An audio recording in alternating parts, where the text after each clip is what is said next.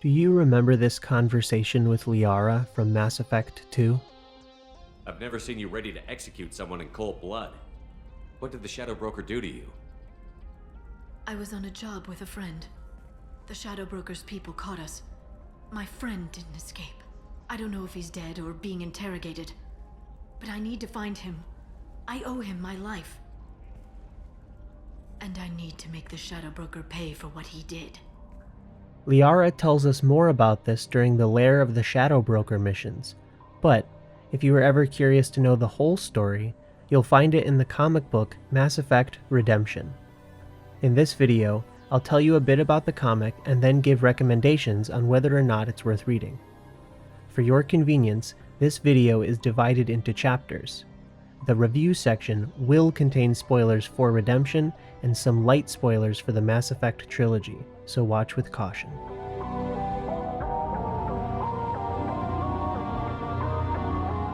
Mass Effect Redemption is a prequel comic set shortly after the intro to Mass Effect 2, setting the stage for the main story as well as its DLC, Lair of the Shadow Broker.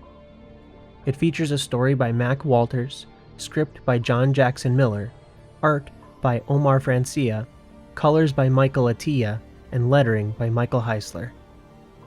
Redemption tells the story of Liara T'Soni's personal mission to locate Commander Shepard, who went missing after a devastating attack on the Normandy.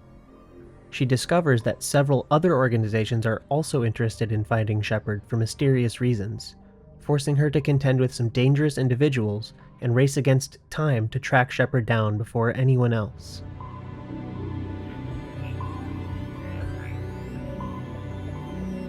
Redemption is a remarkable comic with a fantastic story and beautiful artwork. The characters are compelling, the settings are vibrant and detailed, and the story has high stakes that encourage the readers to keep turning the page.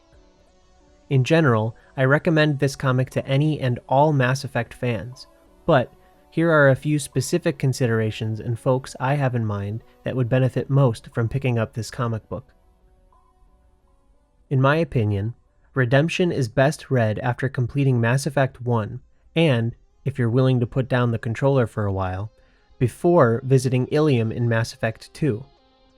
If you are one of the folks who finds themselves at this point in their journey through the trilogy, or you're thinking about playing the games again while working the tie-in media into your playthrough, then I highly recommend reading Redemption. It will greatly enhance your experience of the overall story, especially for you Liara romancers out there. Speaking of which, if Liara is your primary romance choice, or you're a fan of her character in any way, and you haven't read Redemption yet, you owe it to yourself to pick up a copy and jump right into this comic book. More stories with favorite characters is a great thing, and it's even better when those stories are wonderfully done, just like this one. Redemption is featured in the Mass Effect Complete Comics collection, which I generally recommend to all Mass Effect fans, but it's also available separately, which could be a better decision for folks only interested in this one comic.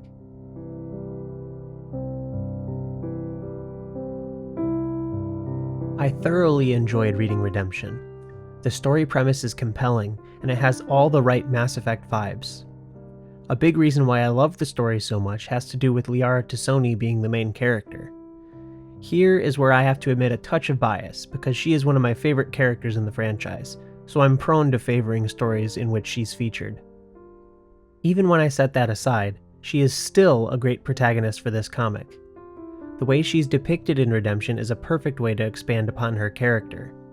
She has some of that naivete that she exhibits in Mass Effect 1, but you can see hints of the growth toward the more cold, ruthless personality she gains in Mass Effect 2. Watching the Normandy and Shepard be destroyed and being powerless to stop it deeply affected Liara. The enemy she makes in the Shadow Broker changes her even more, waking her up to the wider galaxy outside of her isolated archaeological studies. Redemption is the perfect bridge to demonstrate how she went from a helpless scientist to an independent force to be reckoned with. Redemption also features a handful of other memorable characters. Miranda Lawson makes a supporting appearance in this comic, and it's definitely an interesting time in her character arc to see portrayed. Her allegiance to Cerberus is much stronger here, and she more openly exhibits the anti-alien beliefs that the organization is infamous for. It's cool comparing this stage of Miranda's character to what we see even at the beginning of Mass Effect 2. She's a harder person in Redemption than in the games, which helps add more depth and dimension to her overall character journey through the series. The Elusive Man has a small cameo in the story, which is pretty faithful to his character from the games, and also fits well with his first appearance in the novel Mass Effect Ascension. It's cool to see how the character's design has changed, with his appearance in the comic looking much older and gray. Arya has an interesting cameo as well, although she's depicted a bit differently in Redemption. She has all the gravitas from the games, but she's also more brash in the comic. Arya is more talky in her appearance here, trying unusually hard to get a rise out of Liara and losing her composure when she learns the Collectors are trying to get Shepard's body. It's an interesting take on the Pirate Queen. Tazik is a really cool character too. I wish we got to see more of him, maybe even fight against him at some point in the trilogy. He's menacing in a way that I don't think is shown very often in Mass Effect. Solarians are difficult characters to make appear threatening, which is why introducing Lystheni is a clever way to counter that challenge. Getting to see rarer species like the Lystheni is awesome. I'd love to see characters like this in future Mass Effect stories. I find Theron to be a really compelling character in this comic. I wasn't too enamored by his appearance in Lair of the Shadow Broker. He just lacked something that made him truly interesting. But Redemption allows him to shine. An information broker and criminal who's built up an unsavory reputation, but who suppresses the moral compass he has deep down is a great concept. I also have to mention the great scenes with the Collectors. They are fascinating and ominous. These scenes work exceptionally well from the perspective of someone who has played through Mass Effect 2 and knows their true nature as agents of the Reapers. They also work very well for those who aren't familiar with the Collectors, making them appear much more mysterious and scary, as they should be to the average people of the Mass Effect universe. Redemption's atmosphere is outstanding. The narration text that establishes lore and setting is remarkably done. It has short, punchy lines that are highly evocative and help establish the tone of the forthcoming scenes. These few short sentences do so much to convey mood, but the artwork is the master of this domain. The images in this comic are truly awesome. Omega is brilliantly depicted. The background pedestrians are diverse and seedy, perfectly fitting the station's reputation. All the alien species are depicted faithfully to how they appear in the games. And the afterlife looks great as well. Liara's biotic displays are another visually impressive element of this comic. They are beautifully drawn and colored, and the art helps convey how powerful and strong she is, which is always great to see. I also have to say how great Tazik's ship looks.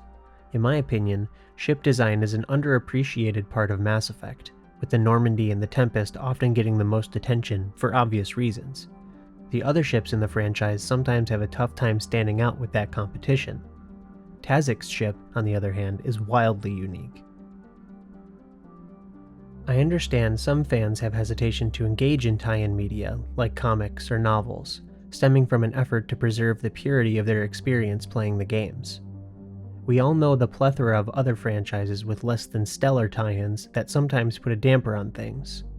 The thought of putting Shepard in any tie-in stories is tricky.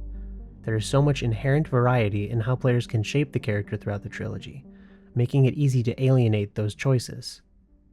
However, Redemption expertly threads this needle. It leaves room for folks whose Shepard romanced Liara, and for folks who didn't. It keeps the choice of FemShep and MaleShep ambiguous. Any way that you played your Shepard from the first game is protected in Redemption, and I think that is deserving of applause.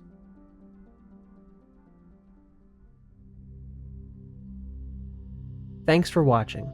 If you end up checking out Redemption, please leave a comment to let me know what you think. And be sure to put appropriate spoiler warnings for your discussion. If you have any questions about the story or characters, please also feel free to comment below, and I'll try to answer them or get around to them in a future video. If you liked this video, Be on the lookout for my coverage of the other Mass Effect novels and comic books. I also have several theory videos coming, so stay tuned. Thanks again, and I'll see you in the next one.